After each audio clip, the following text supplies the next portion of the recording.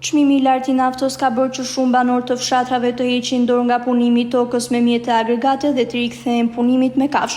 Kastriot Sami e Roland Duka janë ndër të pakto që vazhdojnë të ruajnë traditën e punimit të tokës me kal. Ato thonë se prej shumë vitesh bëjnë këtë punë duke punuar me pagesë tokat bujqësore të zonës së Gjoricës, por jo vetëm. Ata shprehen se këtë vit kanë punuar më shumë për shkak të rritjes së çmimit të naftës që ka ndikuar direkt në rritjen e kostos së punimit të tokës mesator.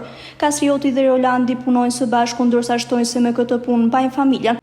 Ata nuk kanë abuzuar me rritjen e çmimit për shkak se shtuar kërkesa këtë vit. Shkët punë bëhesh çdo ditë. Shkët punë merrem një javë, 2 javë, në mos kumbur. Një 4-5 ditë. Pra shitjen e mirë. Sa shko këti, se unë jëmë punëtor? Ka 15 lekë në ditë. Në morin. Punëm jetëm. Me kal, një kalku.